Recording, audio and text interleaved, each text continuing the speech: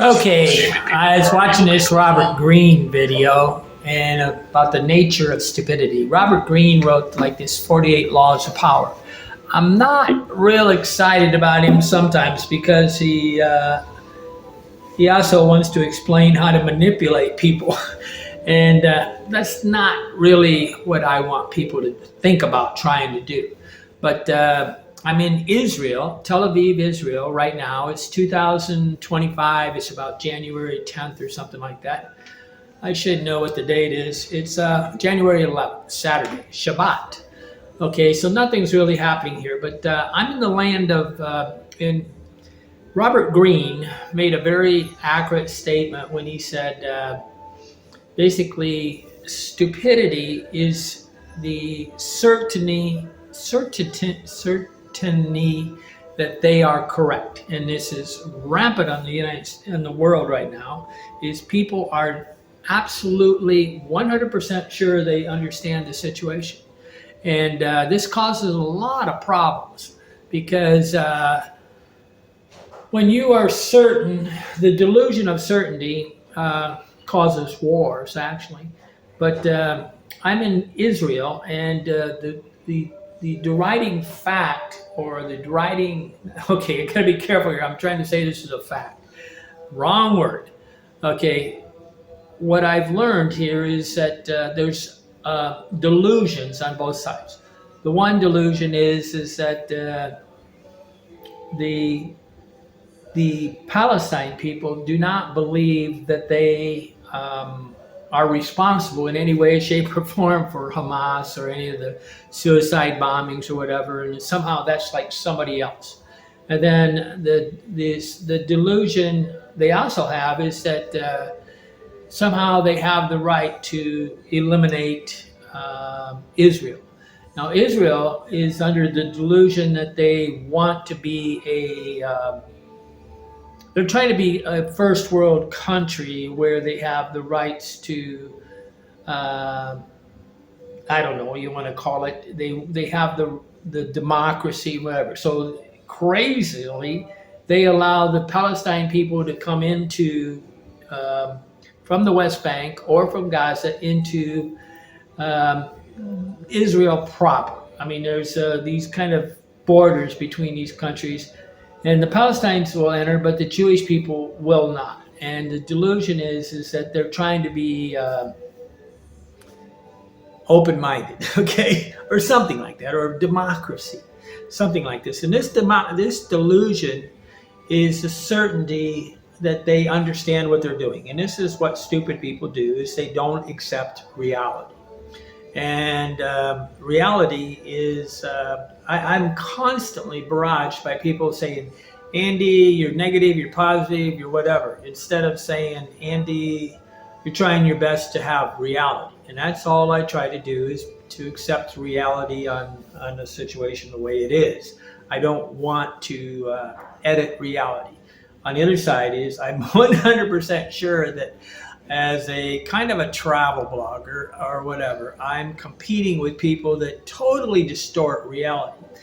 Like, I was laughing. I made a video yesterday and my hair was looking so bad that I decided to erase it and start over on the idea of delusion, because I'm competing. No matter what I do, I'm trying to vie for a market of people that are watching videos that are totally agendized. They have an agenda, and they're going to maneuver every possible way they can to do it. They're going to flash on, put music in the background. They're going to do all these different things to manipulate you. And that's not my goal. My goal is to explain reality the way it is. But the Israelis are under the delusion that they're being kind to the Palestine people. And the Palestine people are under the delusion that their leaders and whatever are not killing people. And then the bigger delusion of all of them is both sides of them don't want to accept that who's giving all these guns to the Palestine. So I think Palestine's getting guns from the United Nations, and a lot of the United Nations in a way is supporting the Hamas government, which was running Gaza. And it all comes down to is follow the money. The delusion is we have arms dealers on both sides making a lot of money. And I would suspect that American arms dealers are selling weapons to Hamas. And I know, well, of course, we are to Israel. But all this money is being, this war wouldn't exist without the money. And then there's also the delusion that some reason Israel is has problems. They're like rated number 25 on the Human Development Index, and there's money constantly coming into this country in the form of donations. We got Christians donating. We got tour groups of volunteers coming here to volunteer in what would be one of the richest countries on the planet. I have no idea why they're rich, other than I think that so much money has been invested in this country because of donations. And I mean, when we give billions of dollars to these little countries, that's a lot of money. But Robert Greene, he said, he didn't use the word delusion, but he said the stupid people are certain that they're correct. Like I met this guy Isaac in the hostel here, hostel. I got to say this word. People are getting mad because I'm pronouncing the O like Spanish, and they don't realize that they don't really understand. They're certain that they're correct.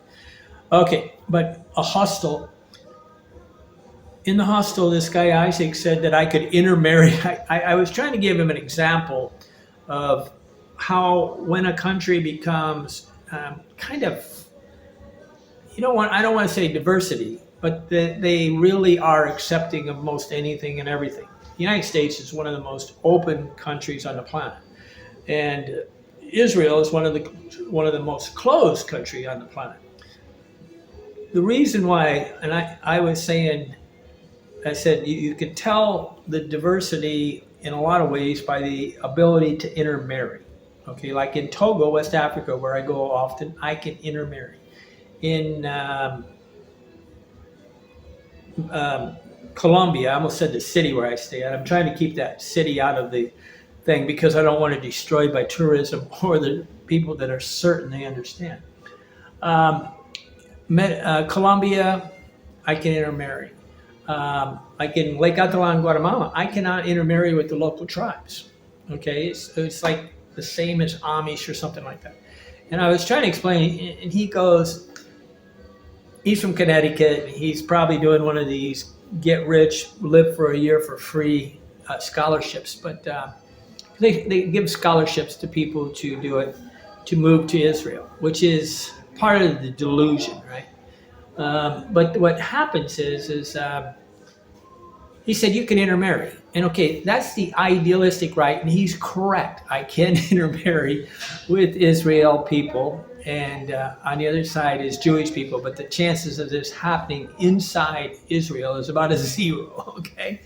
And his delusion. So, but these, the stupid part, his stupidity was his certainty of this, right? Of course, he's under the idea too, because he's American, that he thinks that older people are certainly stupid. Okay, and I get this all the way through the world, and it's kind of fun. And I want to be positive. On the other side is I want you to realize the propagation of stupid people being absolutely certain that they know what they're talking about. Like I know that I can get a troll on here right after I put up this video, and he or she will demand that they understand the situation in Palestine. They never even left the upstairs where they're wanking off in their mother's house or in the basement, right? But they are certain they can explain the world.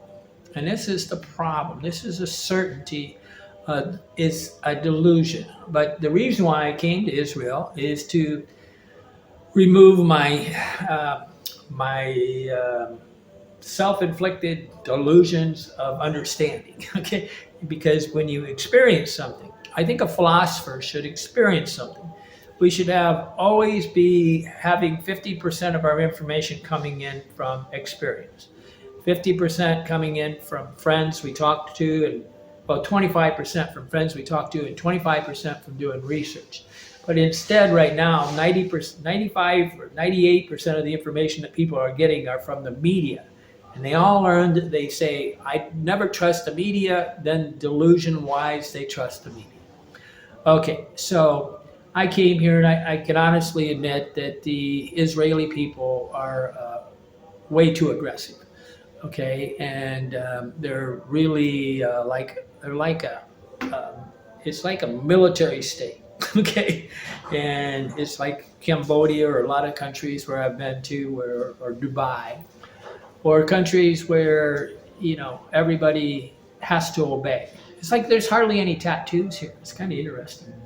But it's a country controlled by the synagogues and the Jewish religion, and then you have these ultra Orthodox people that don't even have to go in the military. So somehow, I don't know why, but if you're a Christian, a Muslim, or a ultra Orthodox Jew, you don't have to fight in the military. I think they're trying to change this, but you can understand how ridiculous is this, that because it's like saying if you're a Catholic person, you don't have to fight in the military in the thing. But the whole thing's a delusion. And but this guy Isaac was saying that I could intermarry.